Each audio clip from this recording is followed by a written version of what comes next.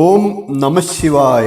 അരുണോദയത്തിലെ നീല നിറത്തിലുള്ള ആകാശം പോലെ ഭക്തിയുടെ തിരകളിൽ തിളങ്ങുന്ന പരമശിവന്റെ സാന്നിധ്യം, ആത്മാവിനെ ശുദ്ധീകരിക്കുന്ന ദിവ്യമായ തീർത്ഥയാത്ര. ഭക്തജനങ്ങളെ, ഇന്നത്തെ നമ്മുടെ തീർത്ഥയാത്ര പുണ്യഭൂമിയായ പന്തളത്തിലേക്കാണ്. അച്ഛൻ കോവിലാറിന്റെ കരയിൽ കാലത്തിന്റെ സാക്ഷിയായി നിലകൊള്ളുന്ന ദിവ്യശക്തിയുടെ ആലയമായ പന്തളം മഹാദേവ ക്ഷേത്രത്തിലേക്ക്.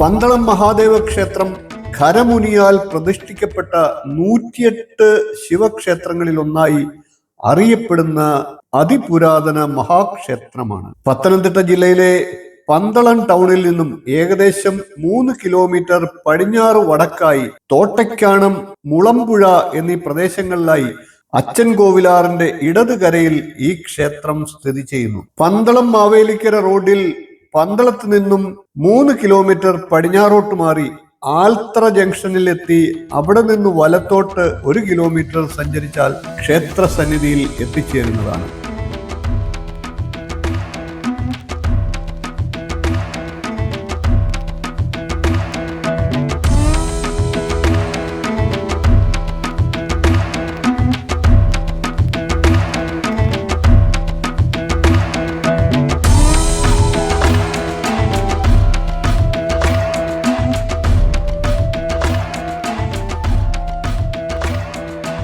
ഈ ക്ഷേത്രത്തിന്റെ ഏറ്റവും വലിയ പ്രത്യേകത പ്രകൃതിജന്യമായ 3/4 വട്ട പ്രദക്ഷിണ വഴിയുള്ള ഏക മഹാക്ഷേത്രമാണ് എന്നുള്ളതാണ്. ക്ഷേത്രത്തിന്റെ ഈശാന കോണിലൂടെ അച്ഛൻ കോവിലാർ നമസ്കാര മണ്ഡപത്തോട് ചേർന്ന് ഒഴുകുന്നു.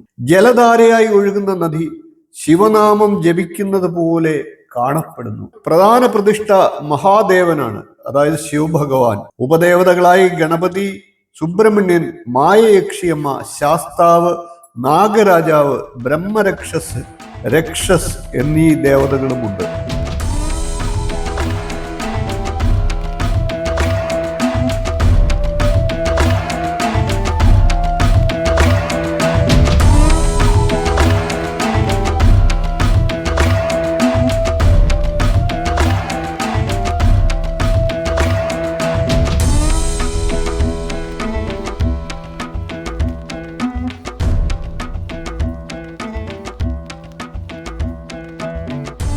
ഭക്തലക്ഷങ്ങൾക്ക് അനുഗ്രഹം ചൊരിയുന്ന ദിവ്യ സാന്നിധ്യം ഇവിടെ നിറഞ്ഞു നിൽക്കുന്നു.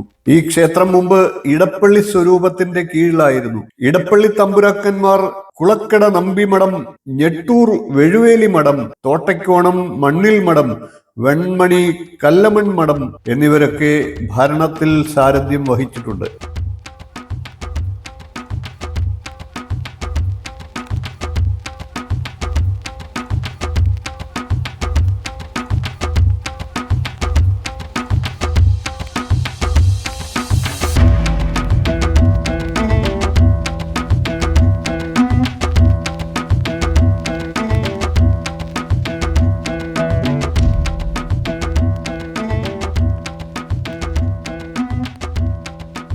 അയ്യായിരപ്പറ നെൽപ്പാടം ഒരു കാലത്ത് ഈ ക്ഷേത്രത്തിന്റെ വകയായിട്ടുണ്ടായിരുന്നു. 12 കരകളിൽ നിന്നുള്ള വരുമാനം സാമ്പത്തിക സമൃദ്ധി നിറഞ്ഞ ഒരു ക്ഷേത്രമായി ഈ മഹാക്ഷേത്രത്തെ മാറ്റിയിരുന്നു. അക്കാലത്ത് പ്രശസ്തരായ ആനകൾ ക്ഷേത്രവുമായി, ചടങ്ങുകളുമായി ബന്ധപ്പെട്ടിരുന്നു. പന്തളം നീലകണ്ഠൻ, രാമകൃഷ്ണൻ, കുട്ടിശങ്കരൻ, ഗോപാലൻ, രാജഗോപാലൻ എന്നീ ആനകളൊക്കെ ക്ഷേത്രത്തോട് ബന്ധപ്പെട്ട ചടങ്ങുകൾക്കുണ്ടായിരുന്നു. ഐതിഹ്യമാലയിലും ഈ ക്ഷേത്രത്തെക്കുറിച്ച് പരാമർശമുണ്ട്.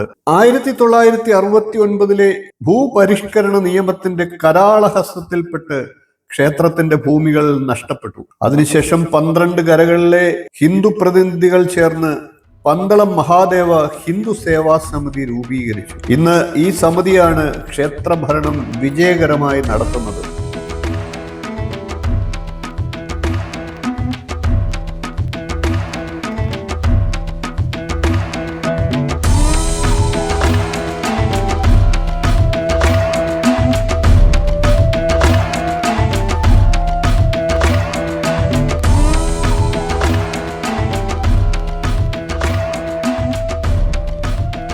താന്ത്രിക പൂജകൾ കൃത്യമായി ഇവിടെ നിർവഹിക്കപ്പെടുന്നു.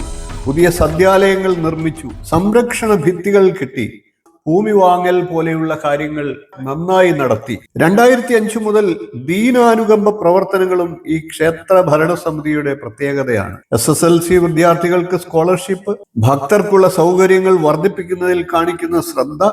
ഇവിടെ 2 ഊട്ടുപുരകളുണ്ട്. അന്നദാന മന്ദിരം, വിവാഹ സൗകര്യങ്ങൾ എന്നിവയൊക്കെ ഇവിടുത്തെ പ്രത്യേകതയാണ്. ശബരിമല തീർത്ഥാടകർക്കുള്ള വിരിവെക്കാനുള്ള സൗജന്യ സേവനം ഈ ക്ഷേത്രത്തിന്റെ ഒരു പ്രത്യേകതയാണ്. അയ്യപ്പ ഭക്തർ ഉൾപ്പെടെ നിരവധി പേർ ഈ അനുഗ്രഹം പ്രയോജനപ്പെടുത്തുകയും ചെയ്യുന്നു.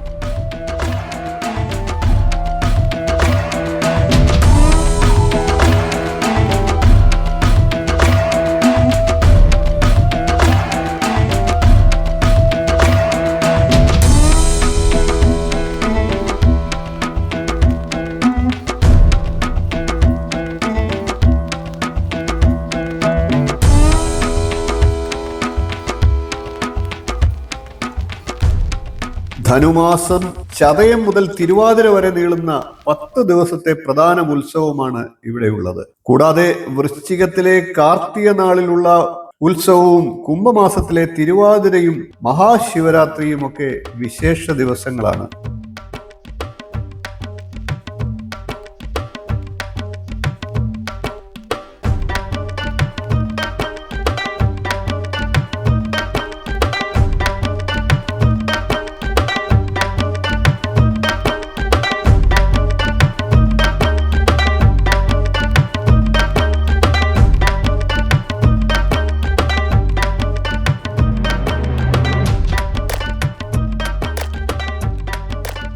നാഗേന്ദ്രഹാരായ ത്രിലോചനായ ഭസ്മാംഗരാഗായ മഹേശ്വരായ നിത്യായ ശുദ്ധായ ദിഗംബരായ തസ്മൈ നകാരായ നമഃശിവായ.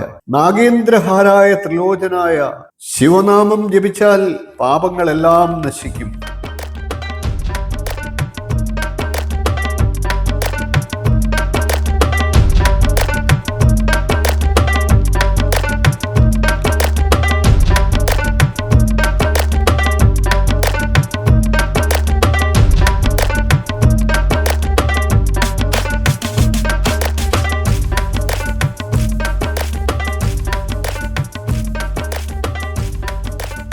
അച്ഛൻ കോവിലാറിൻ തീരത്ത് അരുൾ നിറഞ്ഞ ഒരു ശിവക്ഷേത്രം.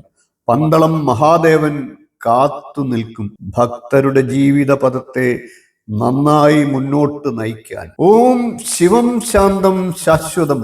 അവന്റെ അനുഗ്രഹം ലഭിക്കുന്ന ഇടം ജീവിതം തന്നെ ഒരു തീർത്ഥയാത്രയായി മാറുന്നു.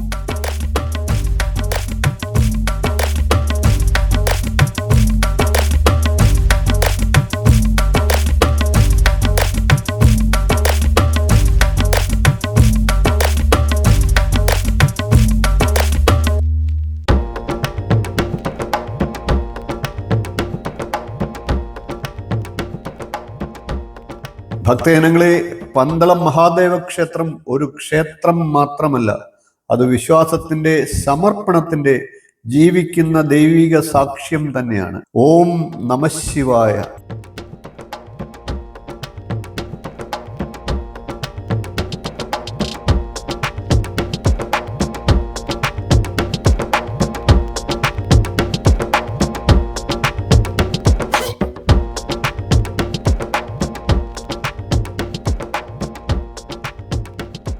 വീഡിയോ ഇഷ്ടപ്പെട്ടുവെങ്കിൽ ഒന്ന് ലൈക്ക് ചെയ്യുക, ഷെയർ ചെയ്യുക, ചാനൽ ഒന്ന് സബ്സ്ക്രൈബ് ചെയ്യുക.